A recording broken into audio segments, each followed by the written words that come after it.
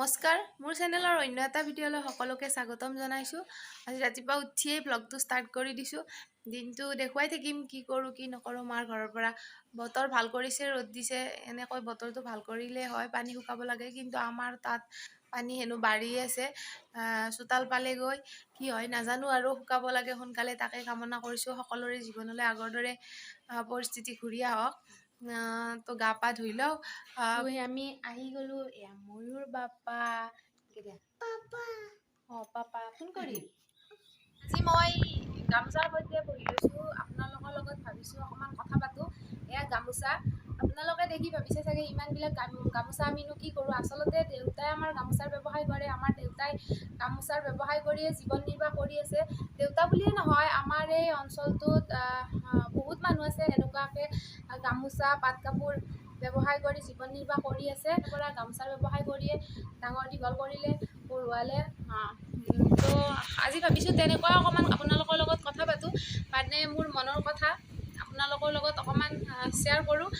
কথাখিনি শুদ্ধ হ'বও পাৰে নহ'বও পাৰে। যদি কথাখিনি ভাল লাগে তেতিয়াহ'লে লাইক কমেণ্ট শ্বেয়াৰ কৰিব, লগতে মোৰ চেনেলটো ছাবস্ক্ৰাইব কৰি দিব আৰু মোক আগবাঢ়ি যোৱাত সহায় কৰিব।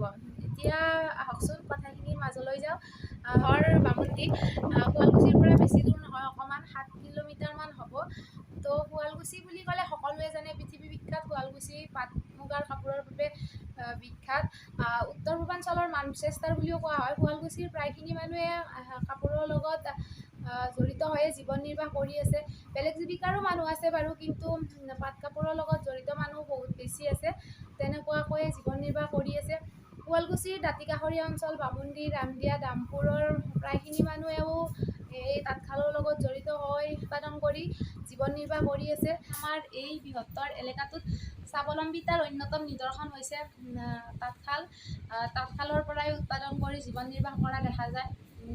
মই ভাবোঁ আৰু এটা কথা, গৃহিণীসকলে যিহেতু ৰন্ধা বঢ়া ঘৰুৱা কামতে ব্যস্ত হৈ থাকে, গতিকে গৃহিণীসকলে যদি তাঁতশালখন শিকে, জনাখিনি বাৰু জানেই, নজনাখিনিও যদি শিকে, আমাৰ কৃষ্টি সংস্কৃতিটোও জীয়াই থাকিব, লগতে আমি 2 পইচা উপাৰ্জনো কৰিব পাৰিম।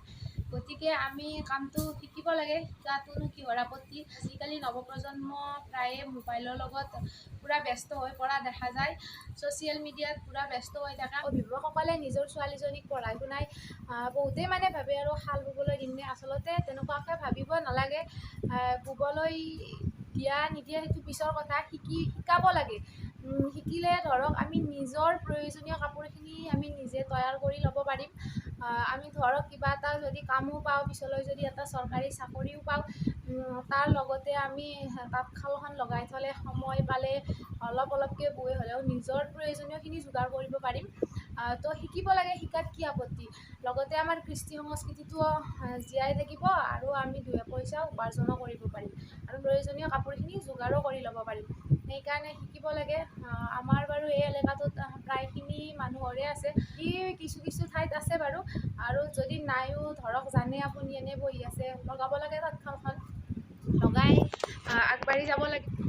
লগতে আজিকালি বজাৰত বিভিন্ন ধৰণৰ সূতাৰ কাপোৰ পোৱা যায়, মানে আমাৰ ইয়াৰে থলুৱা গামোচা বুলি কয়, বাহিৰৰ গামোচা, পাট কাপোৰ, থলুৱা পাট কাপোৰ বুলি কয়, বাহিৰৰ পাট কাপোৰ, এইবোৰ বিক্ৰী কৰি থকা দেখা যায়। পলিষ্টাৰ সূতাৰ কাপোৰবোৰ বিক্ৰী কৰি থকা দেখা যায়। সেইকাৰণে গ্ৰাহকসকললৈ এটা অনুৰোধ, সকলোৱে যাতে পাট কাপোৰ গামোচা কিনোতে ভালদৰে চাই কিনে।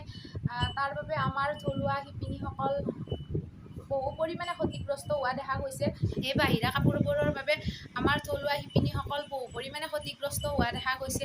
গতিকে গ্ৰাহকসকলে ভালদৰে চাই কিনিব লাগে, আৰু নাজানিলেও অভিজ্ঞজনৰ পৰা জানি বুজি কিনিব লাগে। কিন্তু পাট কাপোৰ কিনিলে হলমাৰ্ক দিয়ে, পাট কাপোৰ কিনোতে সাৱধান হৈ ভালদৰে পাট কাপোৰ কিনিব লাগে। শুৱালকুছিৰ বুলি কয়, মানে শুৱালকুছিৰ নামটো বিক্ৰী কৰি বহিৰাগত কোম্পানীয়ে বাধা যায়। গতিকে সকলোৱে ভালদৰে চাই কিনিব লাগে। ইমানবোৰ গামোচা আছে দেখিছেনে, ইয়াত বিভিন্ন ধৰণৰ গামোচা আছে। এই কিছুমান গামোচাত এনেকুৱাকৈ ফুল থাকি মাজত এনেকুৱাকৈ বুটা থাকে, কিছুমানত অকল এটা চাইডে ফুল থাকে। বিভিন্ন ধৰণৰ গামোচা থাকে, কিছুমানত আকৌ গোটেই গামোচাখনতে ফুল থাকে, কিছুমানত দুটা চাইডে ফুল থাকে, মাজত বুটা নাথাকে। যেনেকুৱা ধৰণৰ লাগে তেনেকুৱা ধৰণৰ গামোচা আছে। যদি আপোনালোকক কাৰোবাক লাগে, প্ৰয়োজন হয়, তেতিয়াহ'লে মোক কমেণ্ট কৰি জনাব। পিছত মই কণ্টেক্ট কৰিম, আপোনালোকে মোক জনাব।